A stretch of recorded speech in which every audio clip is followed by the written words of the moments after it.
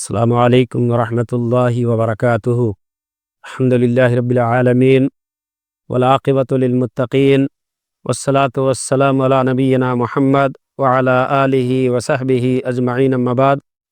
رب اشرح لی صدری ویسر لی امری واحلل عقدۃ من لسانی یفقہوا قولی۔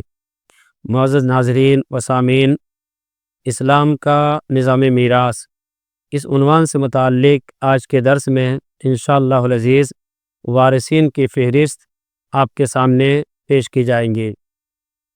پہلی اور بنیادی بات یہ ذہن کے اندر رکھیں کہ جب کسی بھی آدمی کا ترکہ تقسیم ہوتا ہے تو وارثین کی فہرست میں سب سے پہلے اصحاب الفرائض ہیں، جن کی مجموعی تعداد 12 ہے۔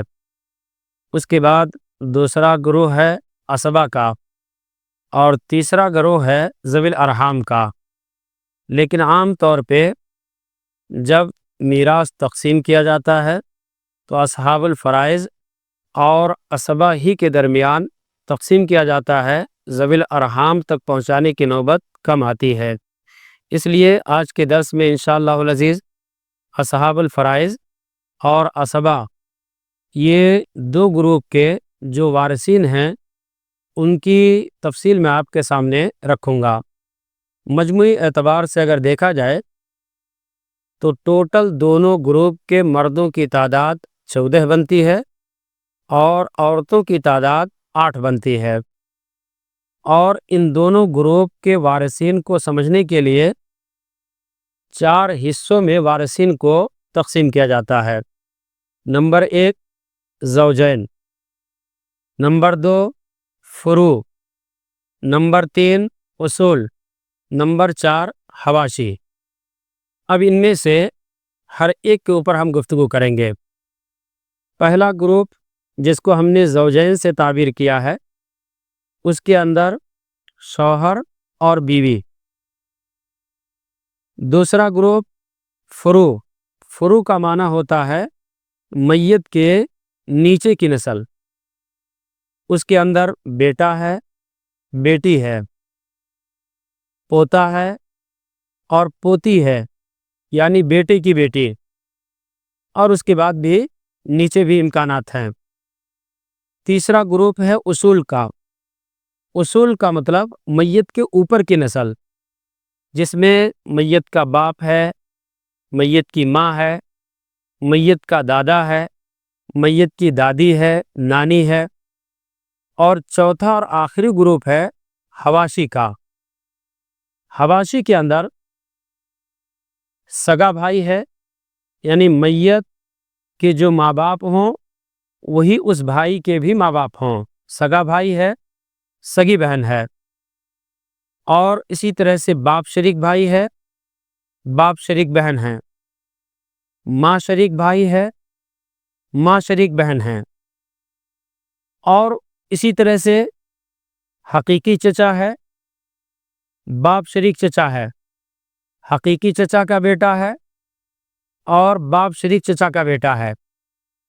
ایسے ہی حقیقی بھائی کا بیٹا ہے اور اسی طرح سے باپ شریک بھائی کا بیٹا ہے۔ تو یہ ٹوٹل جو تعداد بنتی ہے، مردوں کی تعداد 14 بنتی ہے اور اسی طرح سے عورتوں کی تعداد 8 بنتی ہے۔ اس سے پہلے درس میں یہ بات آپ کے سامنے رکھی گئی تھی کہ بنیادی طور پہ جو دو گروپ ہیں، ایک اصحاب الفرائض کا، ایک عصبہ کا، دونوں گروپ کے وارثین کی فہرست ابھی میں نے آپ کے سامنے رکھی۔ اگر ایک گروپ کو لیں گے جن کو ہم اصحاب الفرائض کہتے ہیں، تو ان میں وارثین کی تعداد 12 ہے، 4 مرد ہیں اور 8 عورتیں ہیں۔ اصحاب الفرائض کی خصوصیت یہ ہے کہ حضرت عبداللہ بن عباس رضی اللہ تعالیٰ عنہ کی حدیث ہے کہ جب ترکہ تقسیم ہوگا، تقسیم ترکہ کے موقع پہ سب سے پہلے اصحاب الفرائض میں جو لوگ ہیں ان کے حصے کے اعتبار سے انہیں دیا جائے گا، اور اس کے بعد جو مال بچے گا وہ مال عصبہ کے درمیان تقسیم کیا جائے گا۔ تو اصحاب الفرائض وہ لوگ ہیں جن کو سب سے پہلے مال دیا جاتا ہے۔ دوسری بات ہے کہ جو 8 عورتیں ہیں دونوں گروپ کے اندر، یہ ٹوٹل عورتیں دونوں گروپ کی فہرست میں جو عورتیں شمار کی گئی ہیں وہ ساری کی ساری اصحاب الفرائض میں ہیں، یعنی سب سے پہلے جن کو مال دیا جائے گا عورتوں کو ان کے اندر شامل کیا گیا ہے۔ تو یہ کچھ تفصیل ہے جو دونوں گروپ کے حوالے سے میں نے آپ کے سامنے وارثین کی مناسبت سے رکھی ہے۔ انشاءاللہ العزیز اگلے درس میں وارثین میں سے ہر وارث کا کیا کچھ حصہ ہوتا ہے اس کی تفصیلات پہ انشاءاللہ ہم گفتگو کریں گے۔ اللہ تعالیٰ سے دعا ہے کہ اللہ رب العالمین شریعت کے اس نظام پہ ہم تمام کو عمل کرنے کی توفیق عنایت فرمائے۔ آمین۔ السلام علیکم ورحمۃ اللہ وبرکاتہ۔